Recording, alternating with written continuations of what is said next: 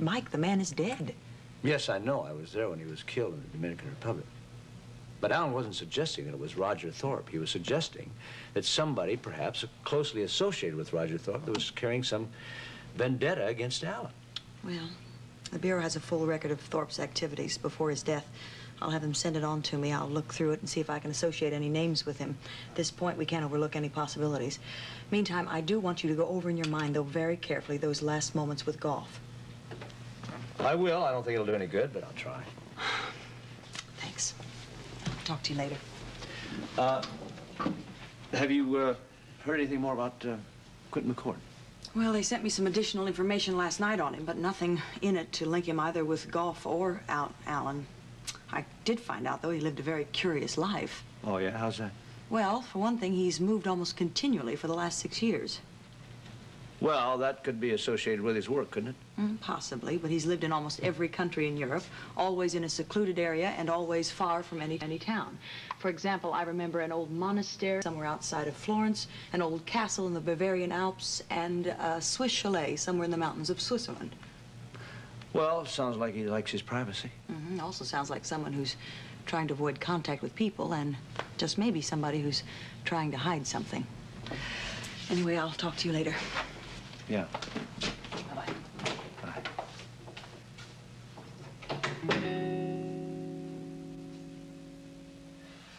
I want you to go over your last moments with Goff in that cable car.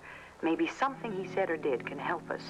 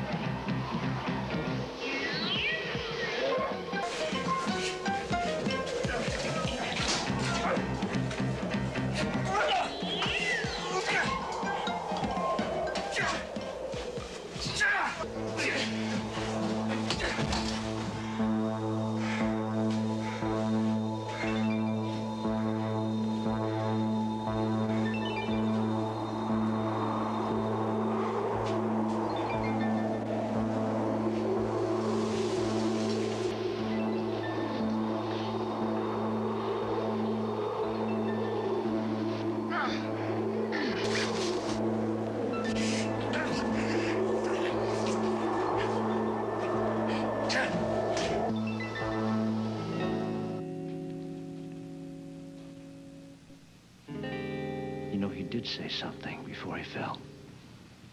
He did. But I'm so concerned with staying alive, I can't remember what it was. What the hell did he say?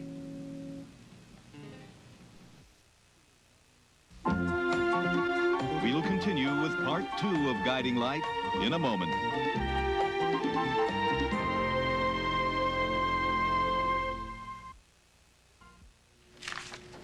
Inter-office communication to Henry Chamberlain from Jennifer Richards.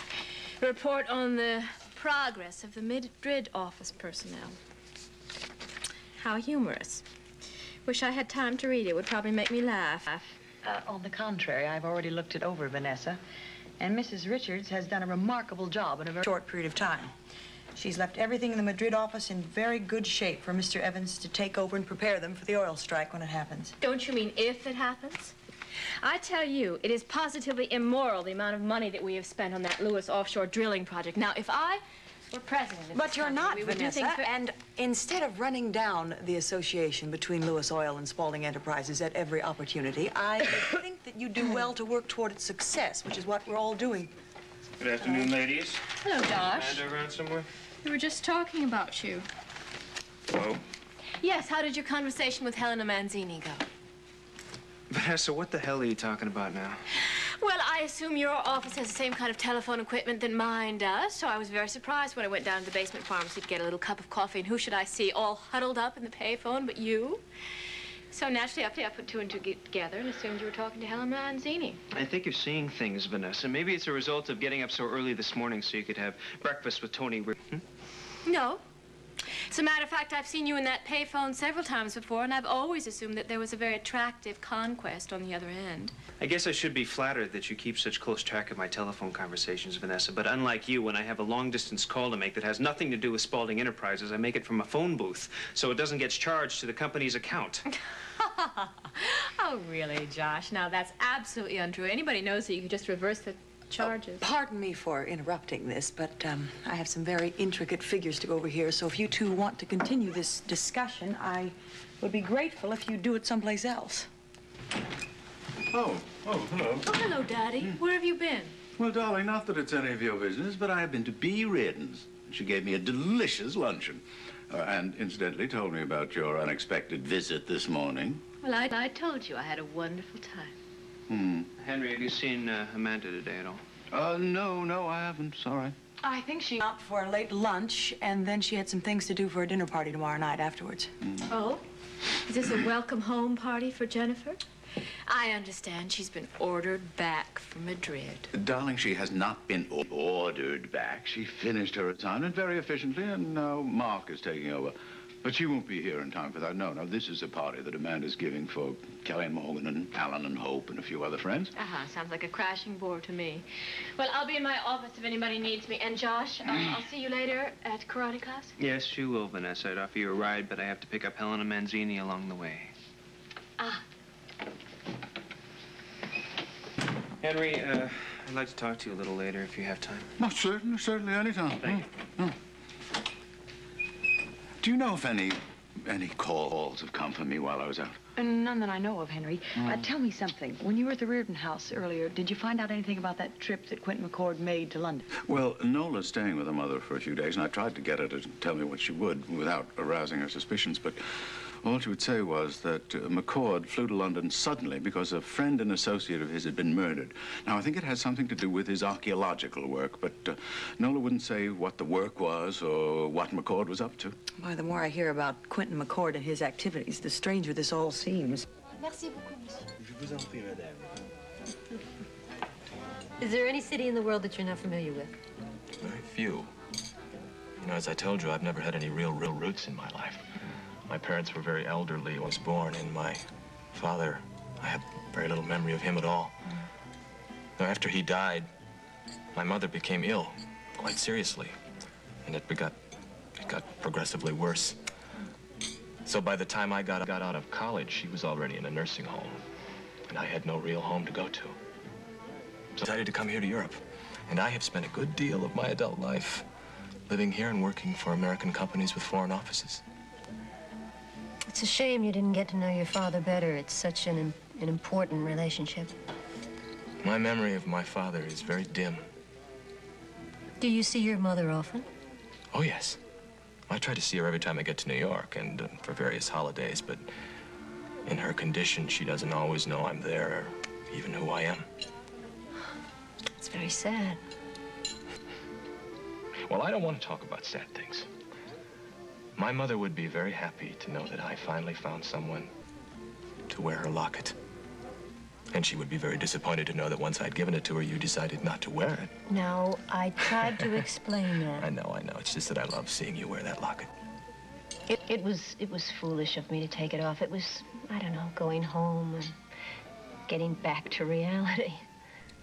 Well, before you get back to reality and home in Springfield, you and I have to have a very serious talk. Oh. But right now, I'd like to walk along the River Seine and give you a tour of the most beautiful city in the world. And we are going to talk every step of the way. I'd love to, but no amount of talking is going to get me to change my mind. Well, as you've probably heard by now and learned by now, I can be very, very stubborn, right? I know this wonderful little bistro, and they serve espresso, and we can sit there till dawn and drink and talk. Mark? Oh, there must be some mistake. Well, don't you remember me? Oh, I'm sorry, there must be some mistake. Come on, Jennifer. But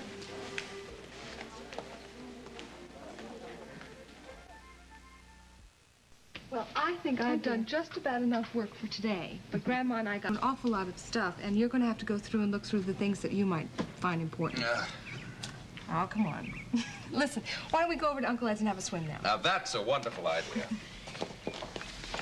Hello. Well, hello there. Well, Bert, home? Mike asked me to drop by with these. They're records of the household accounts we took care of for Hope while you were away. I think you'll find they're all in order. Oh, I'm sure they are. Thank you, dear. When are you going to move into Mrs. Gavin's house? Oh, probably as close to the 1st of July as possible if we get everything done that we have to get done. Listen, Alan and I are going to go over to Uncle Ed's for a swim now. Would you like to join us? Well, that sounds wonderful. Unfortunately, I promised myself to go to Tony's karate class. Fortunately, however, I think I'm not going to make it in time, but I want to try and surprise Hillary after class. Well, I wish you luck one way or the other. Listen, if Alan Michael wakes up, would you please bring him over to the pool? Absolutely, dear. Great, thanks. Excuse us. Nice to see you, Derek. Derek, can I get you a glass of iced tea or anything? Thank you, Bert. I really can't. How are things going between you and Hillary? I know you're living apart now, trying to work something out. I hope you can. Well, I hope so, too. You know, I went along with Hillary's idea of trying to put some more space between our problems, but I think all we've managed to do is put more space between ourselves. There's a real distance there, Bert, and I can feel it growing. I'm sorry. But maybe that's the way it just has to be, at least for a while. Leslie Ann, can I talk to you for a minute, please? Oh, I was just about to change. Yeah, you can do that later. Wait for a second. Excuse me. I hate it when you do that to me. What? You know exactly what I'm talking about, giving me orders like that. I resent it. And if you don't think anyone else notices, you're wrong. Well, I just wanted to remind you of the conversation we had in your car on the way to the hospital this morning when I drove you there. Floyd is about to make it real big now. I want him to start acting like it. I want him out of that hospital, and I want him out of the Reardon boarding house. I want you to convince him that he needs to move into a house where he can entertain properly. That isn't Floyd's style at all. Well, it should be. He's so in love with you right now, he'll do just about whatever you tell him to do. I want you to convince him that you don't want him working at that hospital anymore, that you want him to move into a house with a little more class. Do you understand? I'm leaving it up to you, Candy, to see about changing Floyd's image. I love Floyd just the way he is. Well, that's really sweet, but I don't think he'd feel the same way about you if he knew what you were when I met you, or that you're Andy Norris's used merchandise. I want you to start putting the pressure on now, not tomorrow, today. I'll be looking for results. Rather effective, I must say that. Wait.